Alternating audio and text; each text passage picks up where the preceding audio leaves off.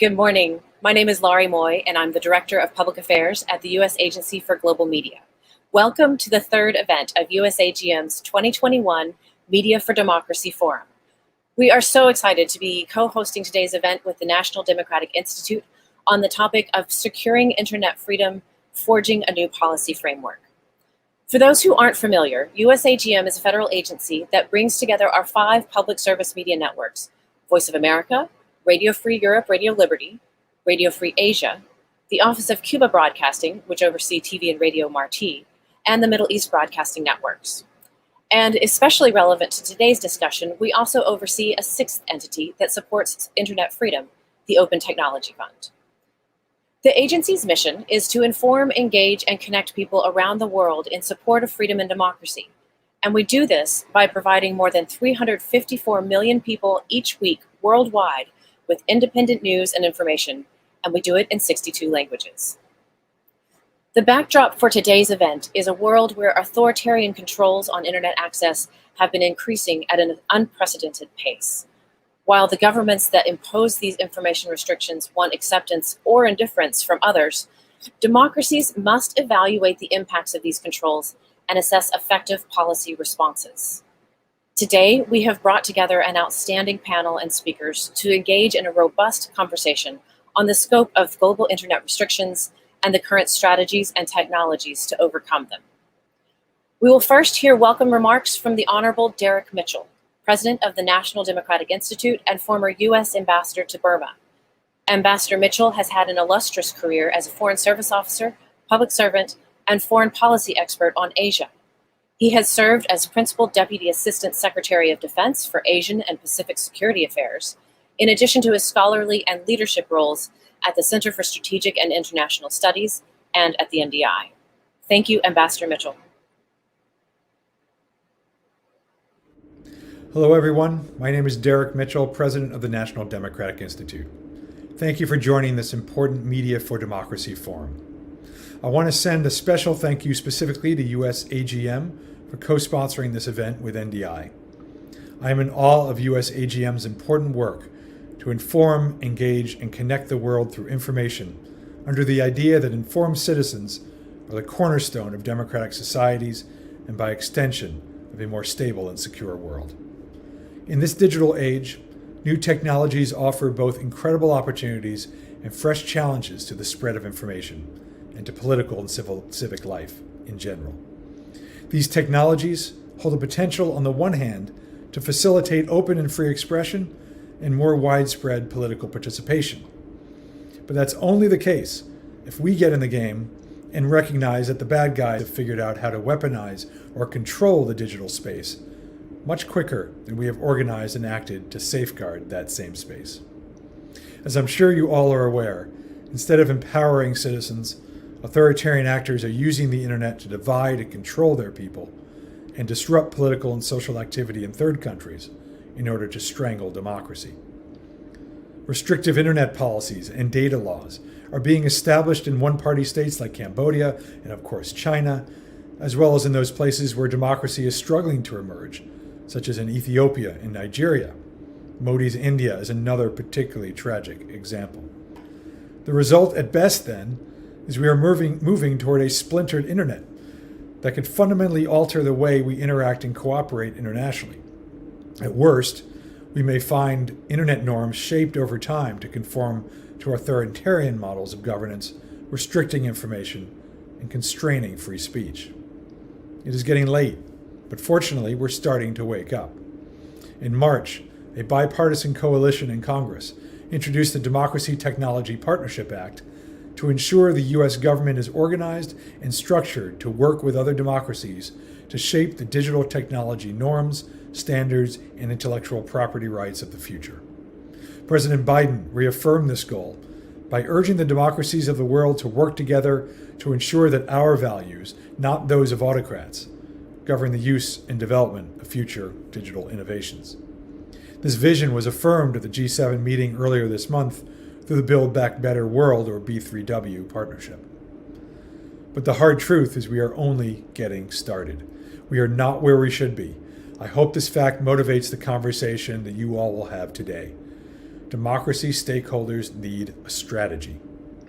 The national security community finally appears to understand the stakes of shaping the norms and standards of the international system, including the digital space, in a way that is consistent with our values.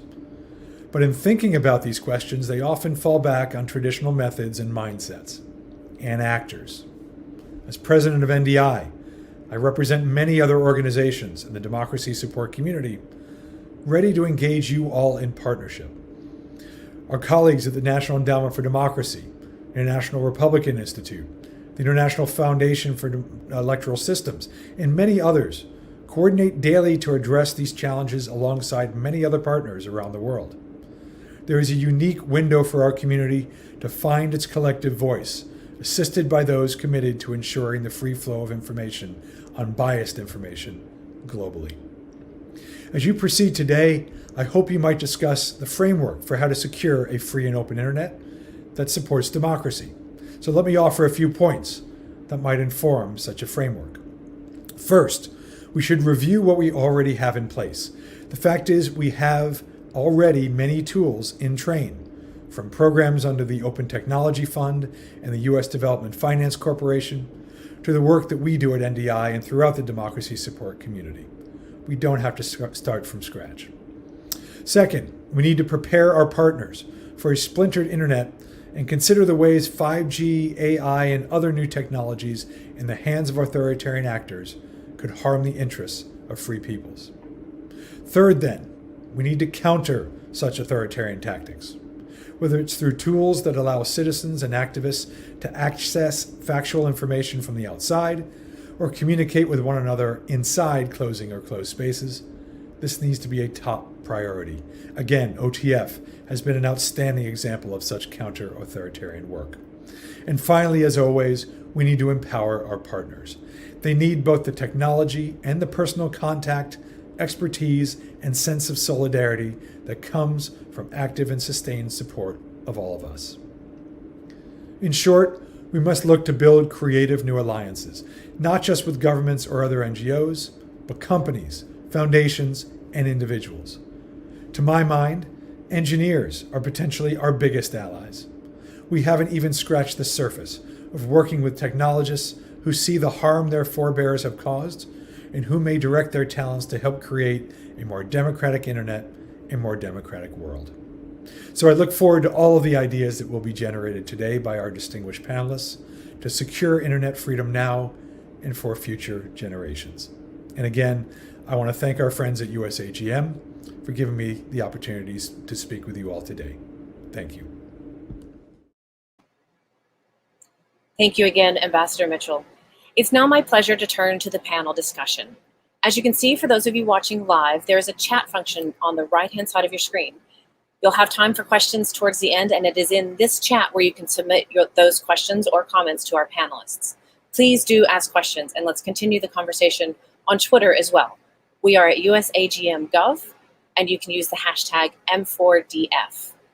Lastly, a recording of today's panel will be available on our website at usagm.gov.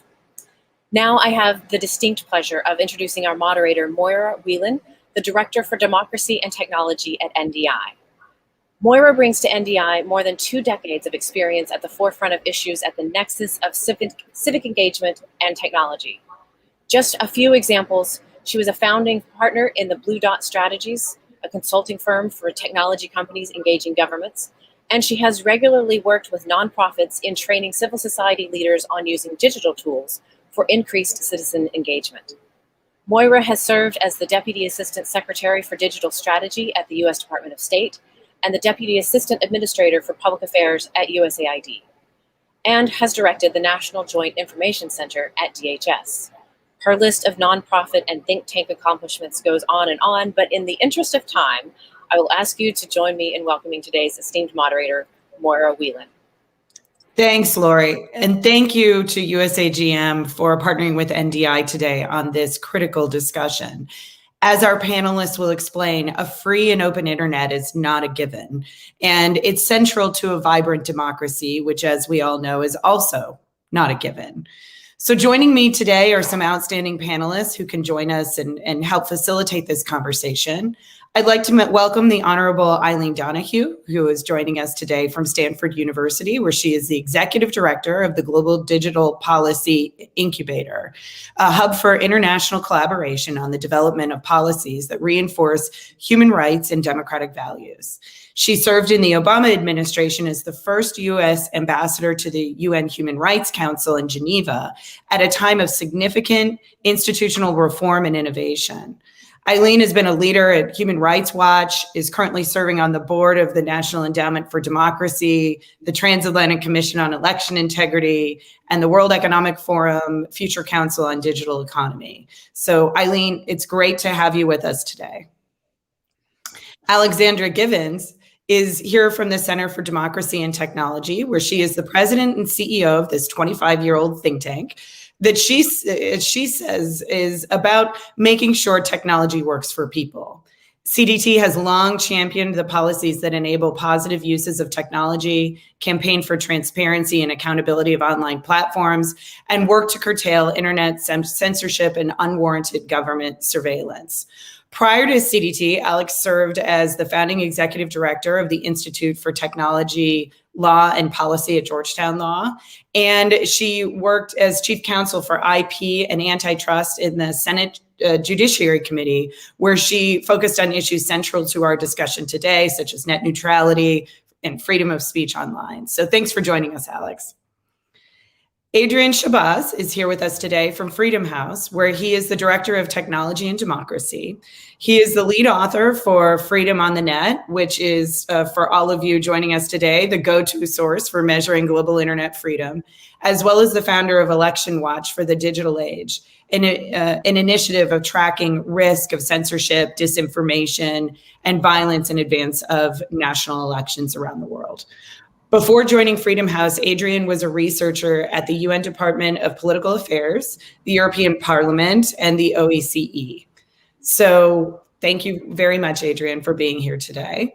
And finally, we have Nat Kretchen, who joins us today from the Open Technology Fund, where he is the Vice President of Programs. Nat oversees the operation of this congressionally funded nonprofit that supports the development and deployment of anti-censorship, privacy, and security technologies, solutions for populations that are living in information censorship regimes. Nat previously served as a senior associate director at Incubator, where he managed research projects with a particular focus on Asia and hard-to-access populations. So welcome, Nat. So let's dive right in and walk our audience through the challenges that we're facing today. Eileen, I want to start with you just to kind of level set our conversation. It's been almost a decade since the UN Human Rights Council, in which you served as the US ambassador, declared that freedom of expression on the internet was a human right. What's happened since then? And more specifically, when we see these high levels of internet blockages, throttling, surveillance, where have we gone wrong in globally protecting these rights? Well, first off, I have to say thank you for convening this conversation. It is so uplifting to see that the U.S. government has renewed focus on the internet freedom agenda and is investing energy to lead in this realm. On your first point, an overview of where we've come in terms of internet freedom in the last decade. It is really, really hard to fathom how much change we've actually gone through. We have seen this dramatic swing of the pendulum from naive optimism with respect to the public perception of the internet as inherently beneficial for freedom and civil society, tech for liberation, to a much darker, pessimistic view, which is a combination now of a full-on techlash against private sector companies, mega platforms, but also recognition of this global trajectory in both policy and application of digital technology toward digital repression. And that's what we're really here to talk about today. On overview, just to bring back some memories of happier days, think back to 2011. It was the formation of the Freedom Online Coalition. U.S. government-led. Secretary Clinton was at the forefront. Right next year, 2012, as you mentioned, we had that first UN resolution on internet freedom that laid down this foundational concept that not only free expression is a right on the internet, but that all rights, all human rights must be protected online as in the non-digital realm. And by the way, that resolution passed by consensus. And if you look at what's going on today at the Human Rights Council in terms of China winning the narrative battle over their own use of technology against the Uyghurs, it's really, really disheartening to see those absurd positions coming out of that body. But back, in 2011-12, that was the height of the internet freedom movement. And I would say in geopolitical terms, democracies were generally aligned in their commitment to protect human rights online and their belief that they understood how to do it. Then 2013, Snowden revelations hit like a bombshell. And my observation, I was still in Geneva at the time, but the Freedom Online Coalition kind of turned inward and forced, this incident forced democracies to look at their own practices, particularly with respect to surveillance, and assess what were the necessary institutional constraints within democracy on access to data. And I would say, truth be told, we have never quite recovered from that episode. And in particular, I will note last summer, the European Court of Justice struck down the privacy shield arrangement that was negotiated during the Obama administration that facilitated transborder data flows. And it was struck down on fundamental rights grounds, privacy grounds, due to the perception that European citizens' privacy rights were not safe in the context of potential U.S. government access to data from U.S.-based mega platforms. So we haven't solved that problem yet, and I think that that's part of the conversation going on, at the EU summit in the last couple of weeks. Then 2016, obviously, even bigger wake-up call and bombshell, which was waking up to the reality of the extent to which information, which we've always seen as the lifeblood of democracy, could be used as a weapon against democracy. We were very naive in this regard, and national security community, the cybersecurity community was completely caught off guard and stunned by that potential potency of malign foreign info ops to undermine US elections and the integrity. And I would say we've been preoccupied with the threat of disinformation ever since. And sometimes I feel like we're just admiring the problem and we're not quite getting to solutions. So here we are, 2021. I try to hold on to some optimism, and I will continue to do that about the internet itself and digital technology more generally. But I have to admit, we are in a much darker place at this moment. And the biggest threat from my vantage point is not just unprecedented levels of digital repression, as you noted, internet shutdown, censorship, surveillance, but really the global spread of an entire digital authoritarian model of governance that is spreading around the world and really competing with democracy as a form of governance in 21st century digital society. And China is obviously the poster child of this model, where they are showcasing a dystopian vision of how not only technology used for repression with the promise of control and security for the state rather than for citizens, but very sophisticated modes of digital censorship, complete control of the information realm to prevent any kind of criticism of the government. And now these AI-driven systems with new predictive and mind-shaping capacities that not only violate freedom of expression, which we're talking about today, freedom of assembly, association, privacy, but actually undermine human agency, autonomy, dignity. And this model is spreading. It's a whole package. It's being role modeled, but then they're also exporting these repressive applications. They're exporting entire information systems through which they are actually gaining leverage over weaker democracies. And then they are exporting in a more figurative sense their values and norms flooding the zone of international diplomacy, the Human Rights Council, flooding the zone of international standards bodies where they are embedding their values into the technology, into the interoperability protocols of the future. So to me, this is the most ominous threat. And, last point, where have we gone wrong? Several of us, Adrian may mention this, we're part of a bipartisan task force organized by the Freedom House Institute, CSIS, where we tried to make a series of recommendations, in my case and Adrian's case, with respect to the technology agenda for the Biden administration. And the big issue we tried to say, first, recognize the problem. You need better conceptual framing of what you're dealing with.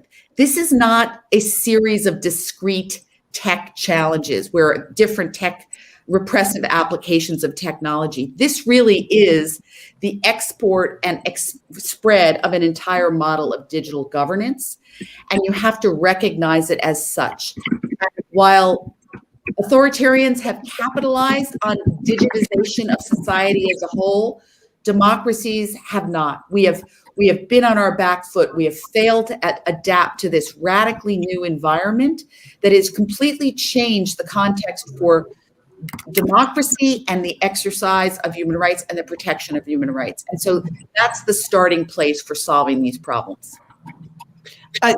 Thank you so much for that, walking through that, because I think the bookend of our conversation of Secretary Clinton's, really revolutionary internet freedom speech, all the way to the report that you, Adrian, and others worked on reversing the tide, I think is a really, we think about how quick that transformation is and how consequential it is. Adrian, I want to turn to you to give us sort of a different perspective. Eileen sort of laid out the systemic challenges on a global scale. Can you give us the standpoint of what democratic actors, what journalists, advocates on the ground face when they're in these scenarios of censorship and throttling and all of the other challenges? Certainly, and I just want to start by thanking you, Moira, NDI and USAGM for bringing together this excellent conversation. And I wholeheartedly agree with what Eileen said earlier. So perhaps just to zoom in on how has this been felt by individuals, by those who are using the internet. And that is the scope of our Freedom on the Net report, which is a report that I oversee. We have been doing an analysis in partnership with the internet freedom community in 65 countries so that we can cover roughly 90% of all internet users. And what we've seen is unfortunately pretty depressing. So in the 10 years that we have produced this report, there has been a global decline in things like access to information, or access to the internet, limits on content, and violations of user rights. And I'll use my initial remarks here to lay out 3 trends and then to provide some examples just to get a better understanding of what we're talking about. The most common tactic that we've seen used by governments to crack down on citizens' use of the internet has been vague laws to prosecute legitimate forms of speech. One particularly depressing example comes from Bangladesh, where you have the Digital Security Act passed in 2018. One would think that this is about, cybersecurity, fraud, perhaps even preventing harassment. But instead, this law provides for sentences for up to 14 years in prison for anyone who spreads negative propaganda regarding the so-called liberation war or the father of the nation. You can also be sentenced for up to 10 years for harming someone's religious sentiments. And we've seen over the past year several editors, journalists, and publishers who work primarily online being detained under the Digital Security Act, which also includes criminal provisions on defamation and false news that have been used, or I should say abused, to target independent journalism. The second trend that I wanted to bring up is how governments in 49 out of 65 countries actually arrested individuals for free expression. Oh, sorry, that's just to the ending point I wanted to make on that point is that Bangladesh isn't alone here, and it's actually the highest number of countries that we've seen arrest individuals for free expression. That's 49 out of a total of 65 countries that we covered. We also saw a steady uptick in the number of countries that are blocking access to political, social, and religious speech online, including news sites. And the example that I wanted to give here relates to Belarus, where people will have been familiar with the wide anti-government protests that occurred after the deeply flawed presidential election in August 2020. And after that, authorities quickly blocked access to 70 prominent websites, many of them containing information about the political opposition. And one of the websites that was blocked, initially at least, was an independent news site called Tut.by. This is estimated to be read by 40% of Belarusian users. And then the news team was targeted. Access to the website has been curtailed. And now they're actually publishing articles and videos on social media, such as Telegram, Facebook, and VKontakte. And that's a means of circumventing the government block. The last trend that I want to talk about that we've seen kind of around the globe is something that was mentioned around internet shutdown. So we've seen broader attacks on access to platforms and in some cases, full network disruptions. India has the dubious distinction as the global leader in internet shutdowns. There were actually 109 incidents reported in 2020. And their shutdowns are increasingly being normalized as a policy tool during protests, in anticipation of social tensions, and even to prevent cheating on high school exams. The longest shutdown took place in Jammu and Kashmir, which is a disputed region in the north. That was essentially a form of collective punishment against the people residing in the territory. It took place for over 1 year with a significant impact not only on free expression and access to information, but also on the economic, educational, and just general well-being of the population there. In last year's Freedom on the Net report, we saw governments in at least 17 countries block social media and communication platforms, whereas 22 shut down the internet altogether. And as I mentioned, elections are one of these times when we see heightened restrictions on the internet. And I think Uganda is a good example of this, where the government blocked Facebook, Twitter, WhatsApp, Telegram, and Instagram ahead of the country's general elections in January. It came after some of these companies had removed pro-government accounts that were accused of coordinated inauthentic behavior. And so the government actually took retaliatory action against the social media companies, something that we also saw in Nigeria more recently. The internet in Uganda was suspended for 5 days altogether around the election, and that was seemingly a move by the authorities to control the information narrative around this disputed election. And I should note that although many of the platforms are now accessible, Facebook remains blocked in the country. And I think this is an example of something that we're seeing around the world is increased pressure, particularly on certain US social media platforms that have at least tended to try to push back against government requests to remove information or to provide access to user data.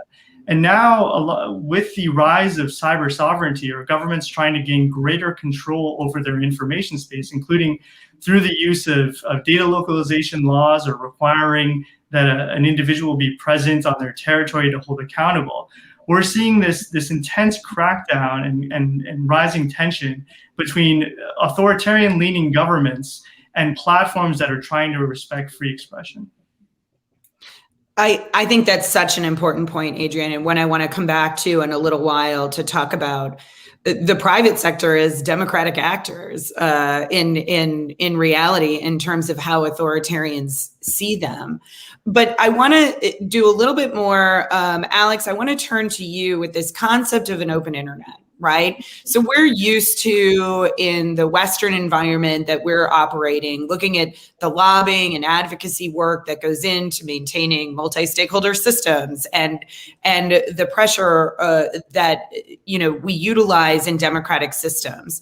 But it's different in an authoritarian space. It's or authoritarian leaning, a country with authoritarian tendencies.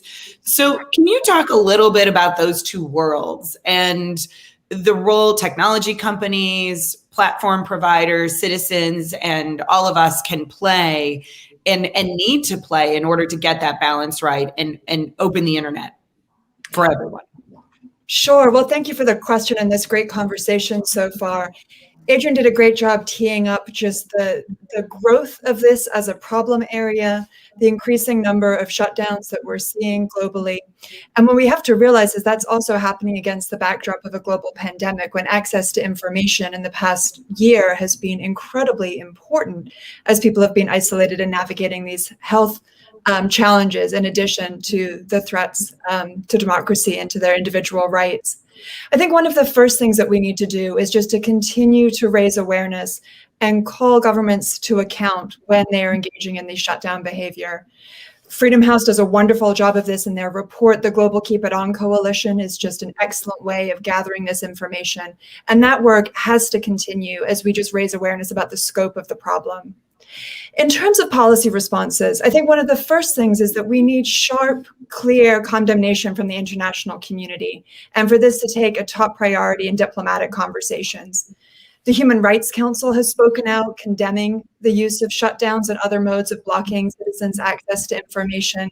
And this spring, participants in the G7 Foreign and Development Ministers meeting also issued a new communique that condemns actions by states that intentionally disrupt their own population's access to or dissemination of information and data online. So that matters. A separate part that matters is dealing with what Adrian framed as these vague laws or policy explanations that are often used to justify these changes. We really need to put the pressure on governments to truly justify when changes are happening so that we can call them into account for that. And then rely on companies too to share information about what they are seeing from their position in countries around the globe. We also need to support companies when they push back on these efforts, and hopefully we'll talk more about that on the panel today. And then demand accountability and transparency for them too, in terms of how they are responding to those requests. I think another important piece of this dialogue, moving from just the shutdown conversation to the broader rise of authoritarian challenges to global free expression, we need policymakers to step in and respect and support the tools that allow people to communicate in the face of repression. And I hope we'll talk more about that today. Encryption technology is one incredibly important piece of this. VPN technology is another important piece of this. And obviously the Open Technology Fund has played a really important role helping to seed the development of technologies that can be useful in these circumstances. I fear that in democratic countries, the conversation around some of these tools is getting muddied recently. We're seeing an increasing attack on encryption around the globe, in the US, in Europe, Australia, and elsewhere.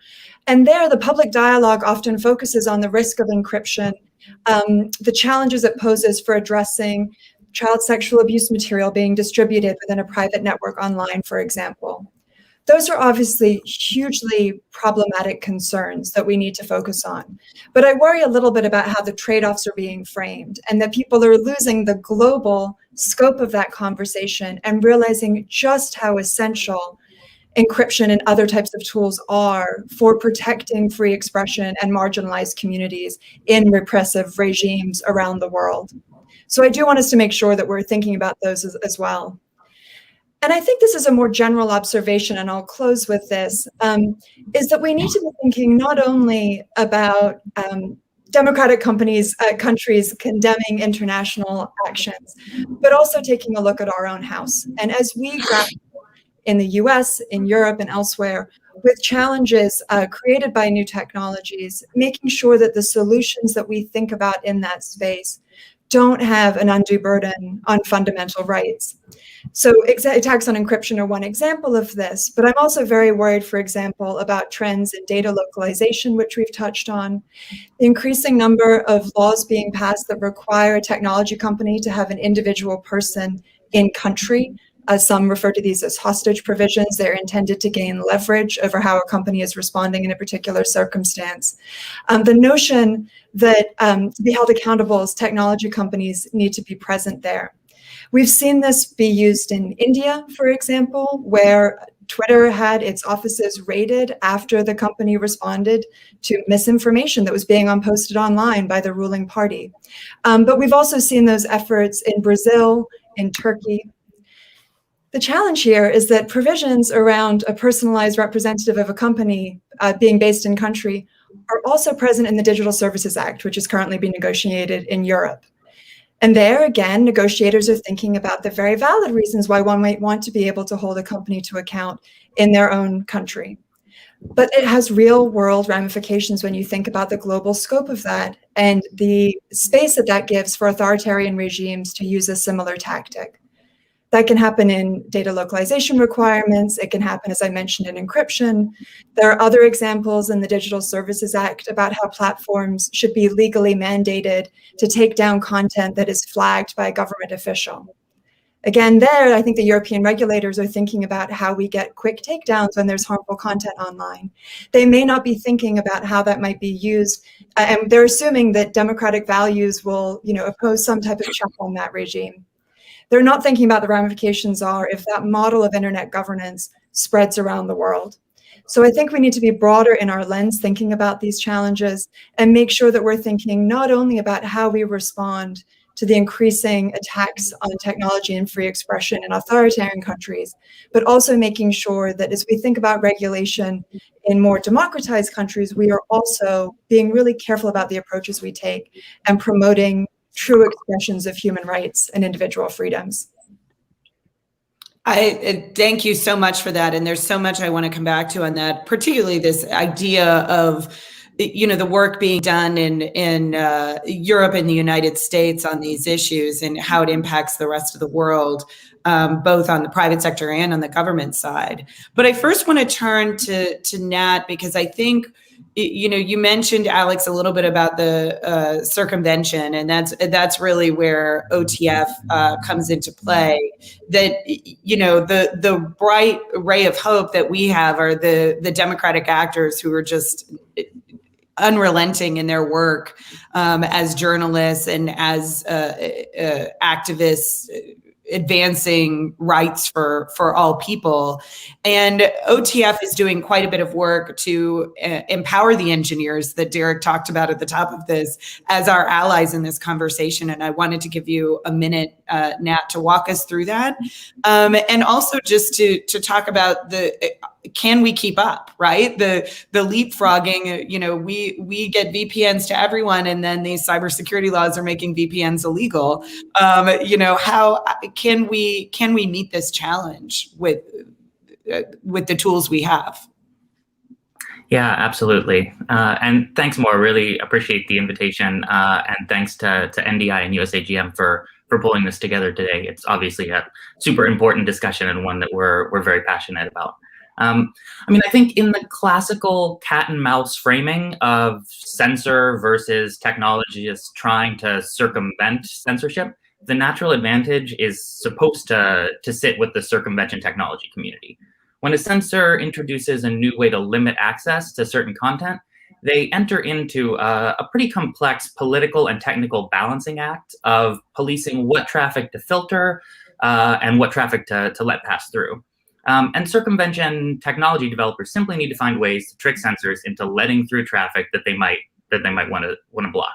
And because there's a huge number of potential ways to evade a censor and no censorship technique is perfect, we should, in theory, be able to quickly respond to new forms of censorship and more or less stay a step ahead.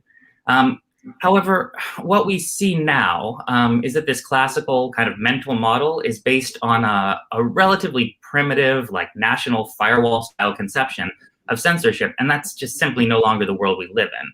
Censorship in practice in 2021 is a far more complex conglomeration of factors spanning from subtle discouragements to technically sophisticated technical blocking and to even brutal offline threats in some cases.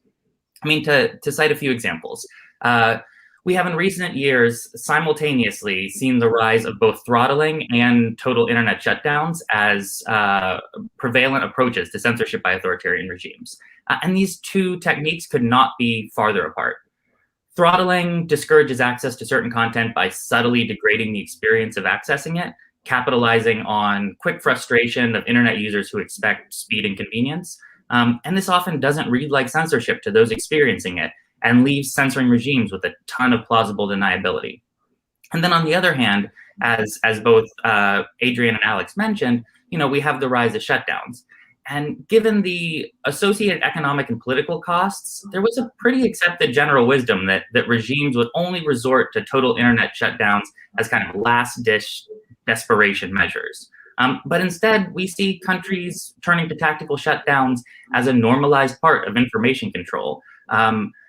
And because shutdowns totally sever connectivity, our response options are not great at this point. And so when you kind of look at that, solving for both censorship techniques, throttling and total internet shutdown simultaneously is no small task. You add to that the kinds of platform substitution that we've seen in places like China, where authorities have strategically ensured that social media network effects were achieved only by domestically controlled platforms. Chinese censors can do pretty amazing technical things inside of platforms that they effectively control. And if these platforms are where a lot of citizens' online lives are lived and where they get their information, that is a huge challenge from an access to information perspective. And then, of course, we have to acknowledge the increasingly common phenomenon of offline retribution for online activities. In many places, stakes now go way beyond receiving a block page or suspension of a social media account. Intimidation, arrests, or worse for online activity have a real chilling effect on those who might otherwise be using circumvention tools to bypass blocking. And for OTF in particular, we count on developers on the front lines of global censorship to be creating solutions to the problems they encounter. And it is really hard with those kind of stakes and that kind of both legal environment and threat of retribution for those folks to effectively develop solutions. All that said, the kind of talent and creativity and passion, I think, remain on the side of civically minded technologists. Recent OTF-funded projects have used AI-powered genetic algorithms to discover circumvention techniques in practice faster than researchers could have previously hypothesized them. That is a big paradigm shift. And we have a class of stable, robust circumvention tools supporting millions of users every day in really tough censorship environments. The technology is good and getting better. However, the censorship landscape has long since ceased to be a series of purely technical puzzles. It's now a much more complex challenge in which infrastructure, national laws, independently evolving norms of user behavior all have to be simultaneously solved for. As Eileen said, this is a model that we're combating, not simply a technology. So I'm glad we're beginning to conceptualize it as such. And yeah, that's excited about this conversation for that very reason. Thanks, Nat. And I want to make sure that our audience knows, please jump in and participate. We want to hear questions from all of you as part of this critical conversation. And I think, Nat, beginning where you ended, the success of OTF that we see in terms of active civic participation is really kind of an indictment of human rights broadly, right? And how much we are taking seriously internet freedom as a human right. And, I want to dig into that a little bit, Eileen, with you on what it would look like if we really did say, okay, the access to the internet, access to information, to be a full participant in the digital landscape is a human right. So, what would it look like if we really did put that at the forefront of our conversations and of our foreign policy? This is a really interesting and complex subject. And I remember having many conversations with the lawyers in L at the State Department on this exact topic. So there's many dimensions that we have to think about. So first of which is, I think we start by acknowledging that independent of whether we define internet access as a right, we have to prioritize closing the connectivity gap. And we should think of it as a human rights priority both domestically and internationally. And it's not just about enforcing a right, it's about providing access. Inequality is now understood as one of the primary threats to democracy worldwide. And that's a recent poll showed that. And lack of connectivity is obviously central to economic well-being and inequality. And lack of connectivity is the biggest factor, in fact, in exacerbating existing inequality. And so we can't let the digital divide get worse. And we have to think about that as a solution.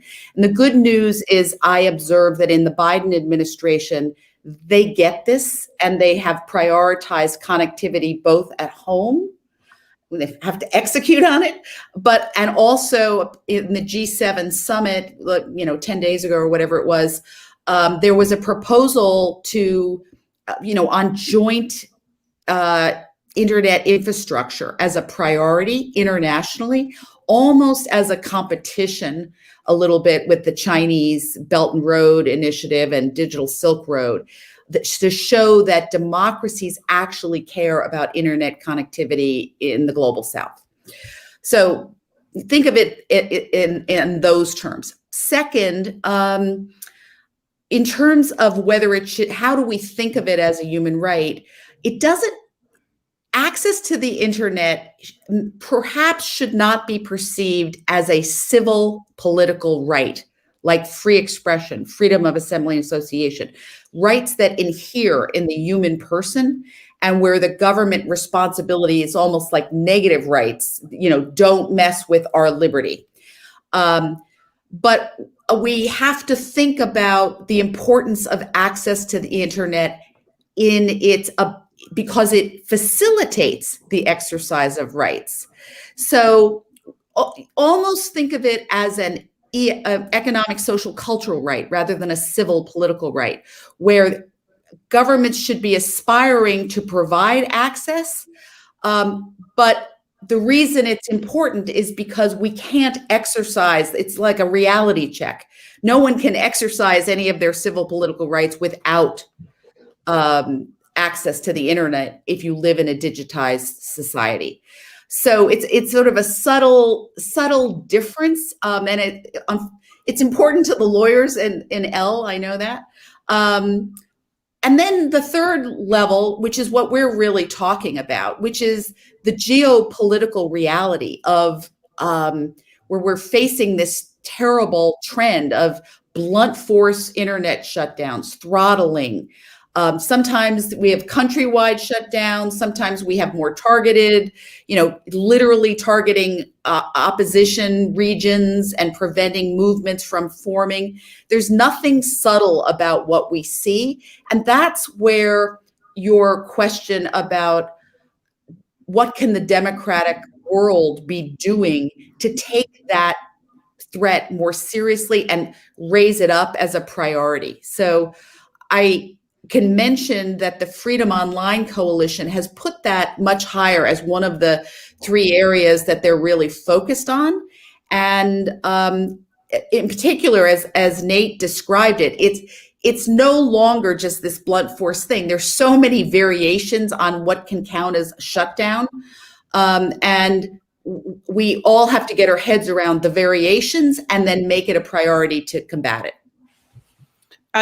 Thanks for that. I think that's so true, and leads into the question I wanted to go back to Nat for a second, and talk about this idea of where's our return on investment, right? Where do we put our energy to get us where we need to go? I'm struck, working in a democracy support organization. We're sometimes pushing on muscles that don't exist, right? When you're talking about creating norms in countries where internet has never been subject to multi-stakeholder systems. It's never been subject to oversight of parliaments that are now weakening in various places in the world.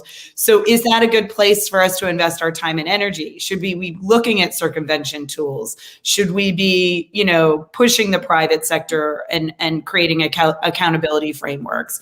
So where do you see from the OTF standpoint and the conversations you have with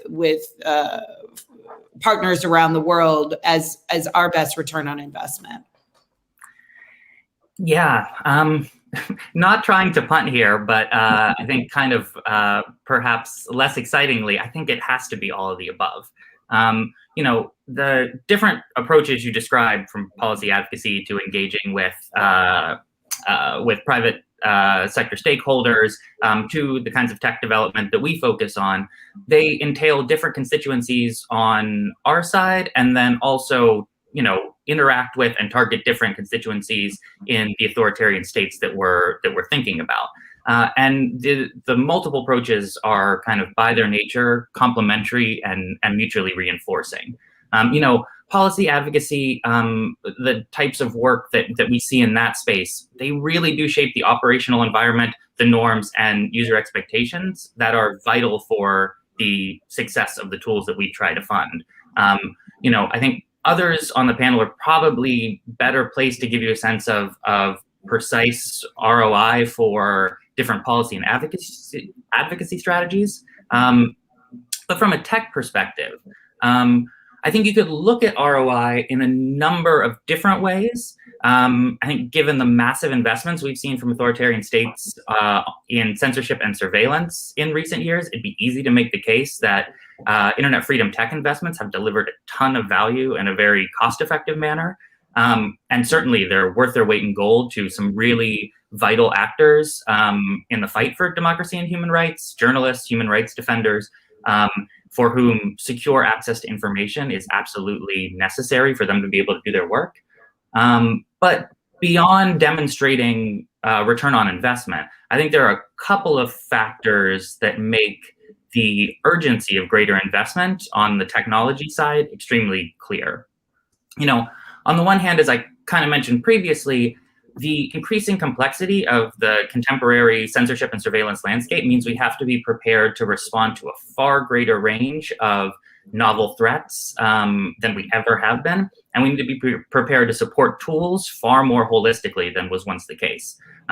You know, from our vantage point, we're constantly looking at ways to improve the extensibility of the tools we fund, to make sure they're better and more easily tailored to the circumstances of those who need them, to find ways to better support the community of practice, the internet freedom community, that we rely on not just to help build the solutions, but to research the challenges, to know the end users intimately, to aid with deployment and iteration, and honestly to create kind of the bonds of trust and shared purpose that are required to tackle a challenge of this scale and complexity. Supporting internet freedom technology at this point, sustainably anyway, means supporting an ecosystem, and that requires real investment.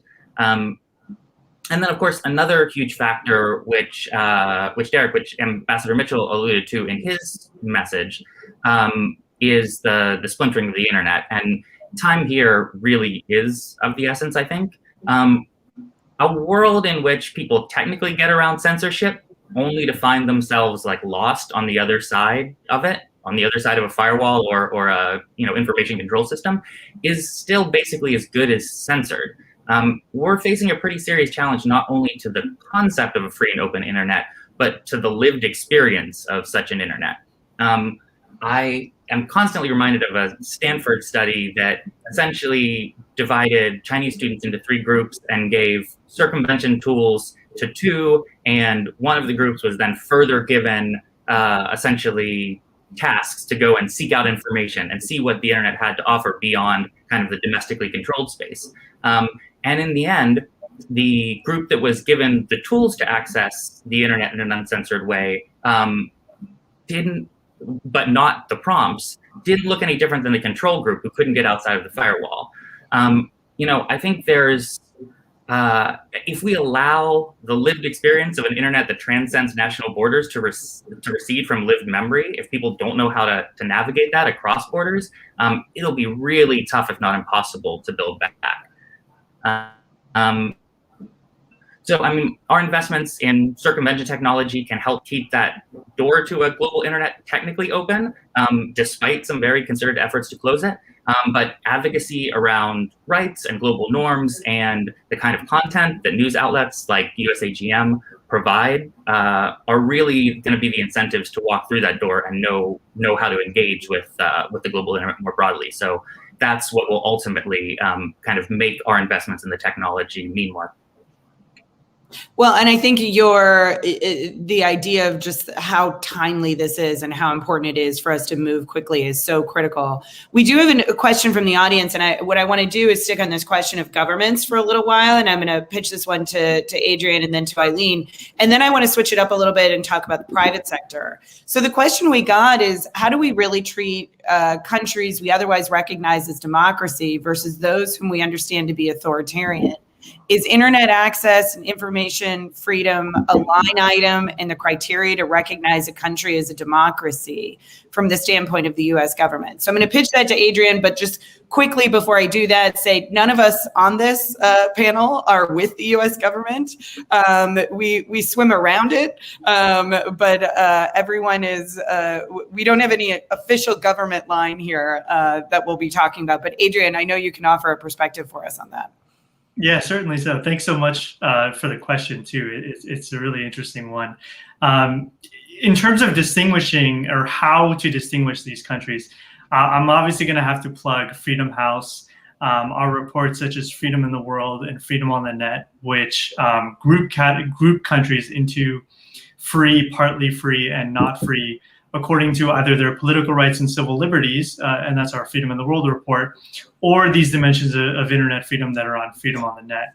And while I don't want to speak on behalf of the U.S. government, I can just point to the fact that internet freedom issues are included in the State Department's human rights reports, which receive a lot of attention not only within the U.S. government but around the world.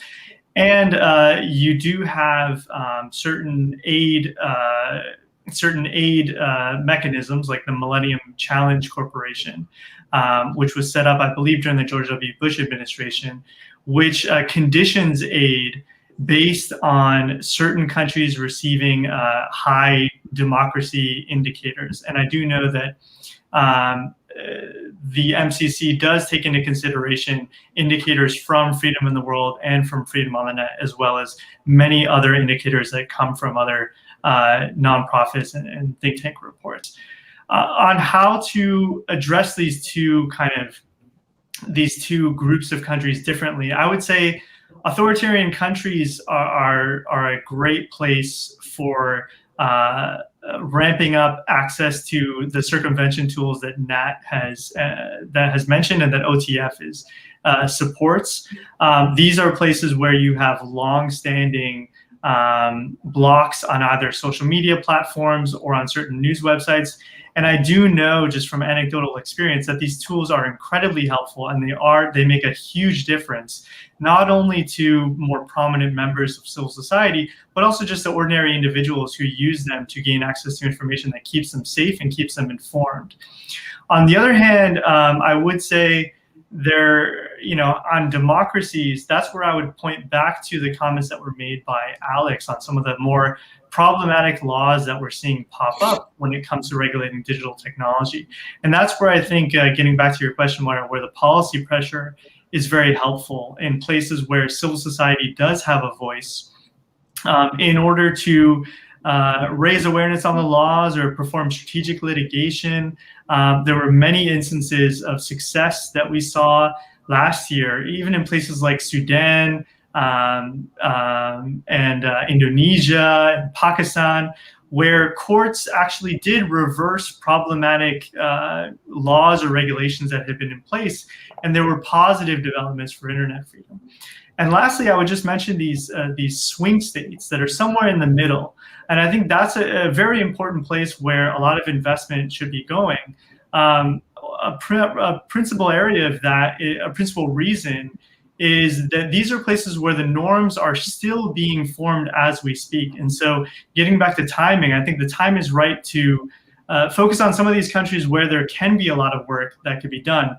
Also, in terms of what Eileen mentioned earlier around the growing influence that China has, particularly in the developing world, and I'm thinking places in sub-Saharan Africa and Latin America, where the draw of very cheap Chinese technology means that Chinese companies and also their diplomats and the whole package of digital authoritarianism is often welcome.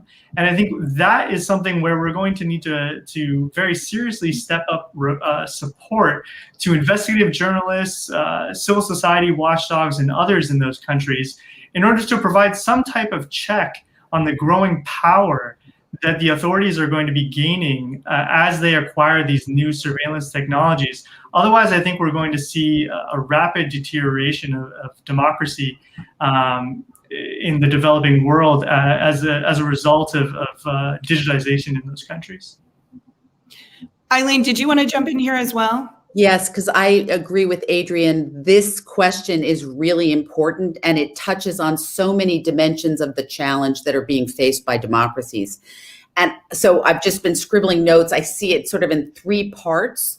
One is related to something Nat brought up, which is, you've got India, the largest democracy in the world. So technically a democracy, but role modeling practices that are atrocious when it comes to protection of free expression. And so, that's part of what we have to deal with. And what do we want to do with the Indias of the world? The second bucket, and that there's a lot of stuff going on in the name of security within democracies that is, clearly drifting in an authoritarian direction.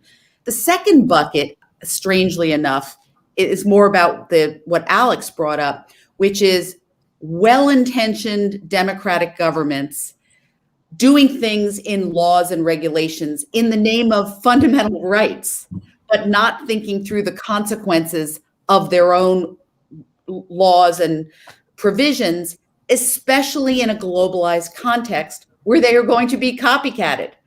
And so, you think of, if she referenced the DSA, for example, having that provision about requiring local presence. Well, that's very dangerous in other parts of the world. Similarly, you think about NetzDG itself, copied by Venezuela. And I think pretty much incited by Russia 2 weeks later, copycat. So I do think democratic governments have to take some responsibility for the global picture. They're domestic. They may think they're doing the right thing at home, and they have national security, digital sovereignty. They're protecting their citizens. No, they have responsibility for the whole.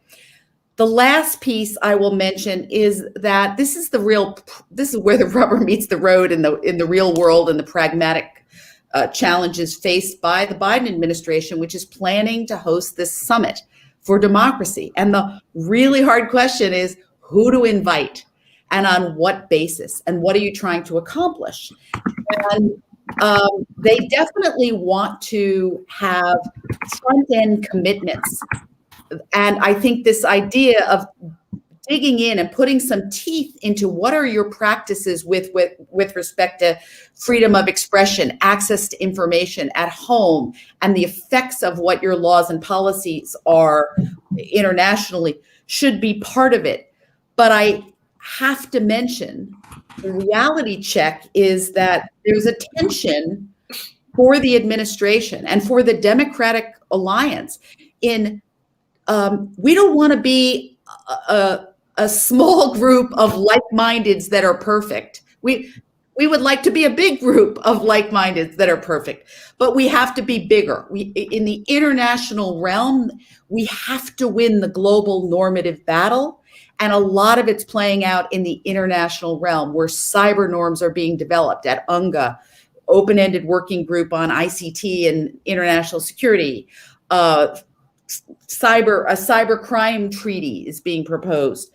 Obviously, at the Human Rights Council, we are in a battle for the majority, and we have to count the votes, and we have to get back to where we were, where our vision was the more attractive one and perceived as the one that was better for society in every regard, economically, security-wise, and liberty.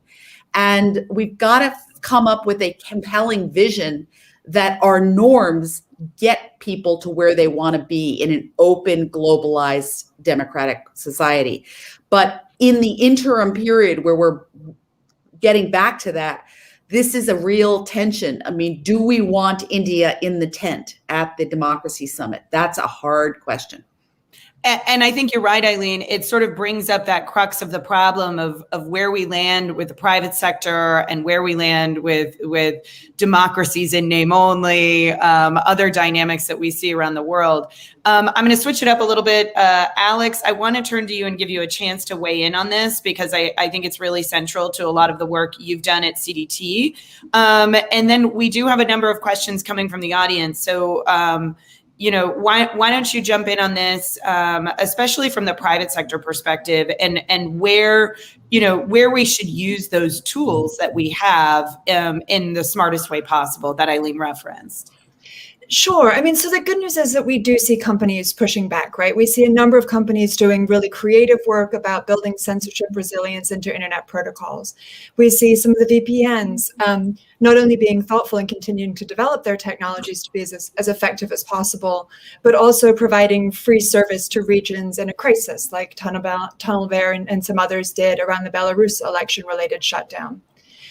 We see companies that are starting to push back on government efforts. So WhatsApp suing the Indian government over the intermediary guidelines that have a real threat to encryption.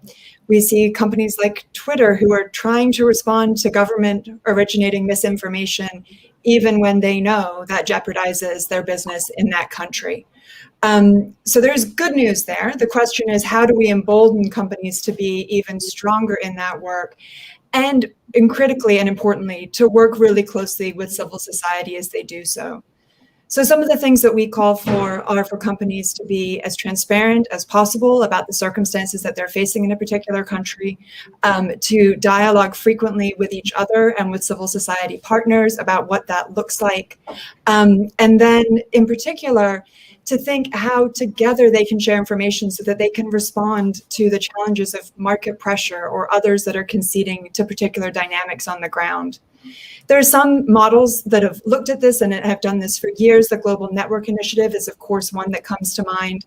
And while there are some challenges in that approach, whether companies are kind of truly holding themselves to the strongest standards, it is one effective way of bringing companies and civil society partners together to face these threats and to share information as much as they can.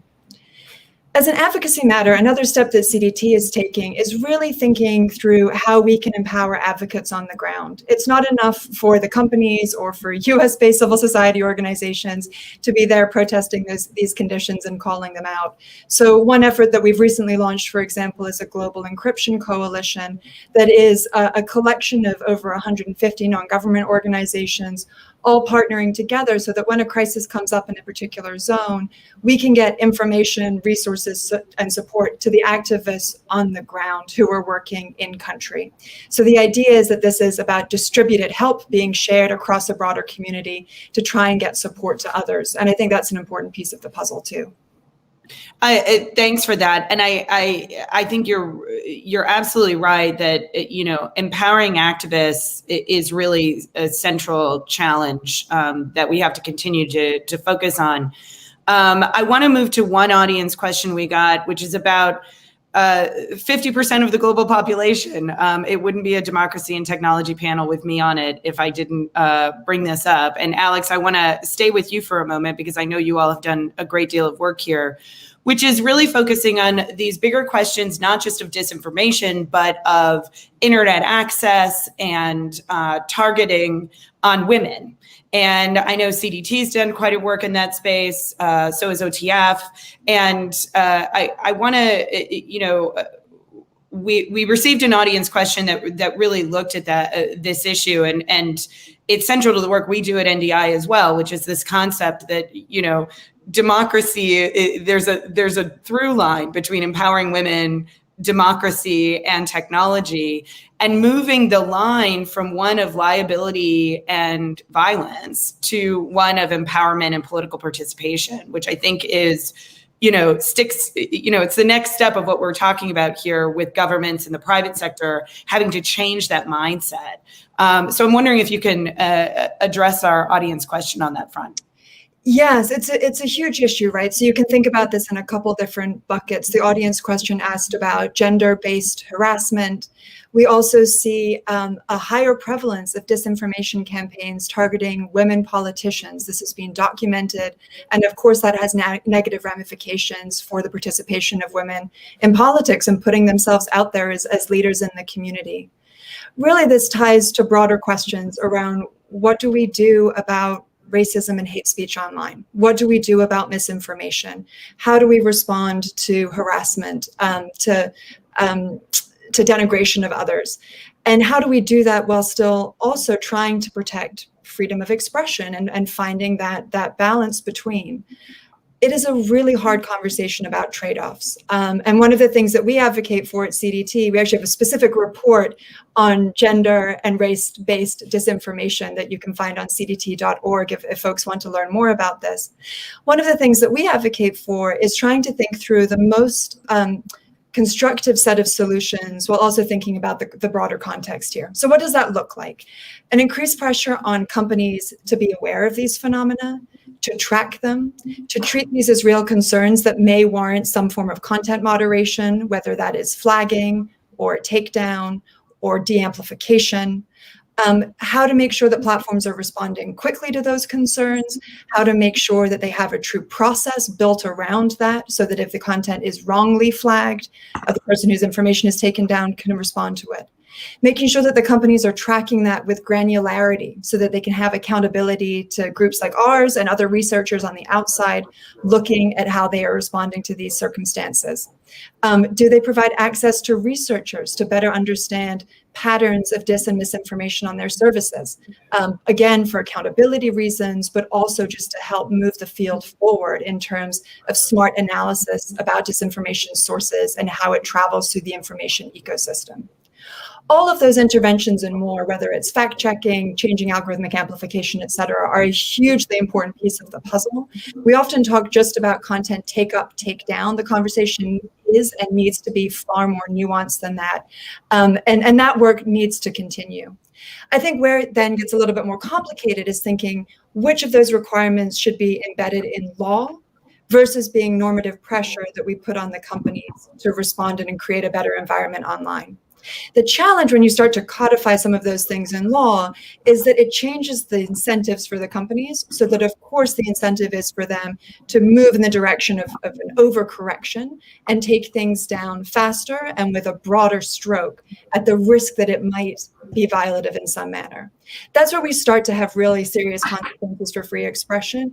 And again, where a US model or a European model could easily be transported to another country where the rule of law may not be so prevalent, and suddenly information is coming down because it promotes, it treats assistance to refugees as an illegal act, or it denigrates people in the LGBTQ community. So we have to be really careful about when we move from normative pressure that we put on companies, and believe me, CDT is at the front line applying that pressure, and thinking what the legal solutions look like, but we need to be a lot more careful because that's where the impact of free expression can truly happen. Absolutely. And I think also being conscious of the challenges culturally we face around the world, right? That there's not a Silicon Valley approach to this. I know our other panelists want to weigh in on this question as well, because it really is at the heart of creating the ecosystem we want to live in, right? And so Eileen, Adrian, Nat, do you want to start, Eileen? Yeah, I mean, there's too much to say. I just, on the gender dimension of this, the harassment part, you can't not mention Maria Ressa and the Duterte example of the master of gross intimidation. And it's such a good example because it helps people understand that this is not a binary opposition between free expression on the one hand and combating harassment on the other. The harassment, which some people perceive as a form of free expression, is preventing the expression of whole communities of people and journalists and opposition figures and women, certainly through threats of sexual violence. So everybody needs to move out of that understanding that either you care about free speech or you care about protecting vulnerable communities. They go together. And in that particular way, I want to mention Timothy Garton Ash's book, Free Speech, 10 Principles for the Digital Age, because it really gets at this rich conception of free expression that I believe is really important in a digital context. Last but not least, on the private sector, this is related. Certainly, I'll use Facebook as the example. I would argue Facebook started with a remarkably unnuanced understanding of what free expression entails. Obviously thinking, through a First Amendment lens, which is not applicable to them, and that they, as a global platform, they should be thinking through the lens of Article 19, the relevant international provision. Free expression includes not just the freedom to speak in part, also the freedom to access, seek, and receive, as well as the freedom to form opinions. And if a private sector platform facilitates an information realm flooded with disinformation, that is undermining free expression, the ability to form opinions.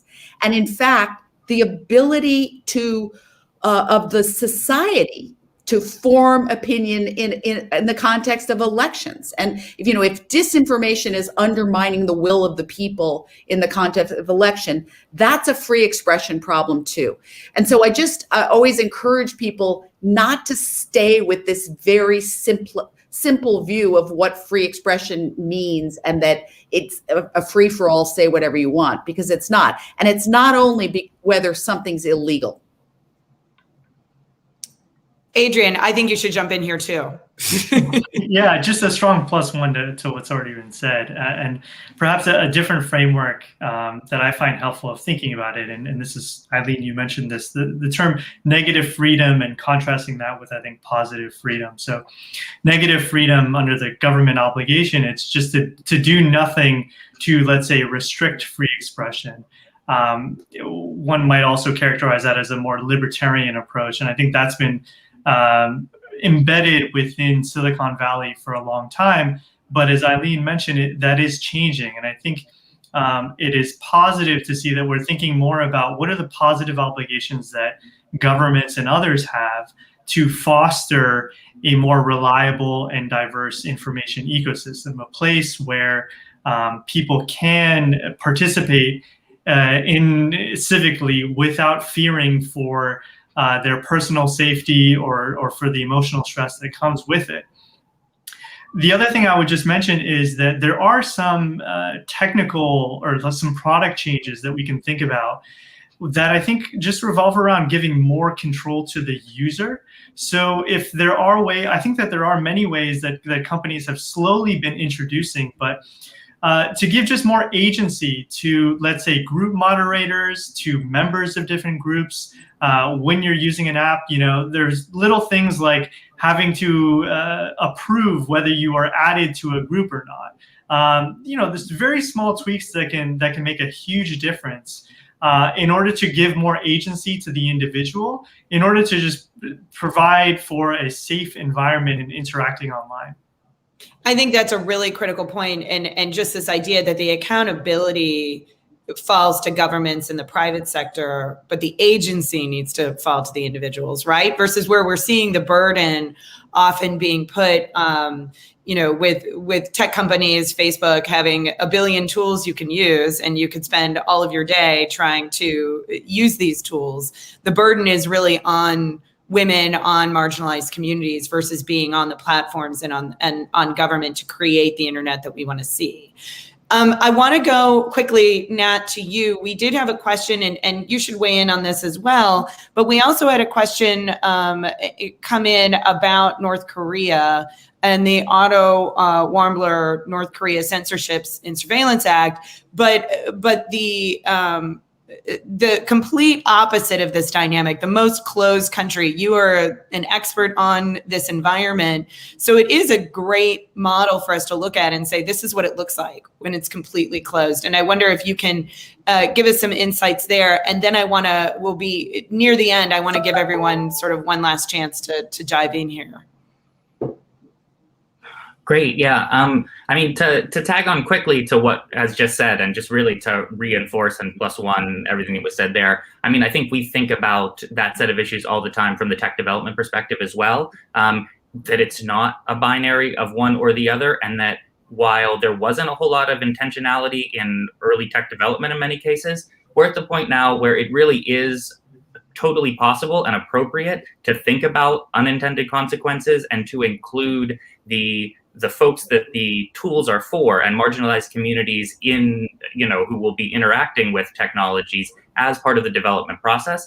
And that has been incredibly important to making sure that we can more predictably develop technologies that help and don't have a wild array of unintended consequences. But hopping to North Korea quickly, yeah, it's a fascinating example because I think it's really underappreciated in this conversation generally, because it is so cut off from the rest of the world. Quietly, because North Korea is largely not on the internet, they have constructed an incredibly repressive and advanced surveillance and censorship apparatus. They have really moved from kind of a mass mobilization human model of surveillance to one that is very digitally informed and amongst the most repressive in the world. And yet, a lot of the tools that we would normally rely on in the internet freedom space just aren't applicable or easily deployable in that context. They've learned so much from digital authoritarians and yet still manage to largely stay off the internet, at least as far as their general population goes. And so it's one that really does present an incredibly unique challenge. And I'm really glad to see that there's some recognition now that censorship and surveillance are a huge threat in North Korea, despite the fact that it's generally understood to not be part of the global internet freedom conversation, at least as far as that is one that's centered around the internet. Yeah, no, I appreciate you raising it. And like you, I think that it's underappreciated just how technologically advanced North Korea actually is. And, is really instructive to us of what could be done if it's allowed to proceed and shutting off entire populations. We are coming to a close. So I wanted to just give everyone one more chance to kind of jump in here, but frame it up sort of in, we've talked, it's been a pretty US centric conversation in terms of, this next administration. So let's stick with that for a minute and just talk about what you would do if given the chance. What's the top thing that you would focus on in terms of the policy moves, the investments, where on day one, where do you start if you're the president of the internet in the Biden administration? Eileen, how about we'll start with you? Too many potential ideas here. I will say the top line need is to rally the democratic world together around a shared vision of what democratic digital society looks like that is consistent with human rights. And part of that is get your own house in order for all of the democracies. And then part of it is flood the zone of international diplomacy. And in that category, I will say easy, low-hanging fruit. Go invest again in the Freedom Online Coalition. They're having their annual meeting December in Helsinki. The secretary should show up, just like Secretary Clinton did. And, that is a coalition that exists, and it's not just transatlantic. You don't have to start everything from new. Capitalize on what's there. And I have to say, the administration has put democracy and human rights at the forefront of foreign policy. They haven't quite figured out how to do that with respect to the tech agenda. So I would say within this sprawling competition, platform accountability, there's zillions of things they can talk about. I think that they should elevate human rights in tech policy on a par with cybersecurity and everything else that they think they care about, because that's the heart of the matter. Totally agree. Alex, how about you? That was beautifully put. And I think the part about getting our own house in order and developing a shared sense of what the solutions are to our current challenges, I mean, that is the only way to lead. We're at a critical time thinking about the role that information intermediaries play in our lives, the fundamental role they are playing in shaping our democracy. So we need to understand better how micro-targeting and the use of private information is shaping the course of communications. We have to get smarter responding to voter suppression and misinformation. We have to think about how to promote and protect local news and make sure that that is being amplified in a way that promotes, again, trustworthy information that communities can rely on. So we have to think a lot about how we bridge that gap and do it as a society that is committed to protecting human rights and democratic values. And by doing that in conversation with other democracies around the world, that allows it to be not just a US focused solution, but one that truly can be a model that we're comfortable with, and we can then begin exporting to others as they think about how to navigate these challenging tensions. Adrian? Well, just again, +1 to Alex and Eileen's comments there. Hard to beat that. Perhaps just on a different note, or zeroing in on elections, I would say a lot can still be done, and I think the U.S. government can play a stronger role in protecting the online information environment in other countries that are particularly prone to manipulation, either by domestic actors, politicians, as well as foreign actors. And so creating some type of mechanism whereby you could rapidly scale up assistance, whether that's diplomatic, financial, or technical, to countries ahead of elections that are highly vulnerable to these types of disinformation or manipulation. And also, bringing in social media platforms and other tech companies so that they are better informed around what is happening in that country and can take steps, whether it's through products or different policies that are in place, in order to protect candidates, fight voter suppression, and also to prevent any spillover of violence that often happens around elections around the world. Totally agree. And I know, Nat, we'll close with you, but that extension of the clock, right, to not look 6 months before an election to cast a ballot, but rather the information space that's going to influence whether a candidate even decides to run or not, based on an authoritarian they're potentially facing. So, Nat, what about you? Yeah, hard to add much to such eloquent comments, but I mean, I think a lot of the appeal of kind of the digital authoritarian model comes in its simplicity and the problems it purports to solve. And so really, I think for us, having a similarly well articulated alternative that we can operationalize around and help conceptualize in a positive way, that's informed by those who are dealing with the pernicious effects of a digital authoritarian model, is something that would really, I think, help guide us as we seek to kind of actually fight that technology battle. Well, this has been a brilliant conversation, and I think demonstrates to our audience just how vast these challenges are. But I would also say, the tools are there, as we've all pointed out, to be able to address it. And certainly the energy from this panel to jump in and put us in a position to fully enable an internet that will be supportive and embrace democratic ideals and democratic values. One shameless plug from us over at NDI. Today is the last day to apply to be an open internet leader. So if you Google Open Internet for Democracy, our Leaders Program is about bringing more global voices into this conversation around the world. So please share it with your friends. We're always finding the new voices that we can empower around the world. So please share that. And lastly, just a big thank you to USAGM for joining with us today to have this critical conversation, and with all of our panelists today.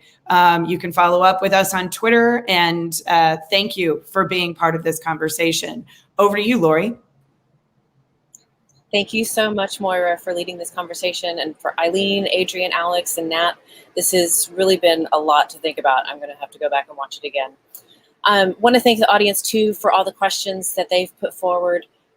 Final speaker today is going to be Sean Powers, the Chief Strategy Officer for U.S. Agency for Global Media, who has spent almost all of his professional life working in the intersection of public diplomacy and technology. In addition to his leadership of USAGM's strategy and performance analysis through the Office of Policy and Research, Sean has also overseen the agency's Internet freedom and circumvention programs. Prior to joining USAGM, Sean served as the executive director of the U.S. Advisory Commission on Public Diplomacy.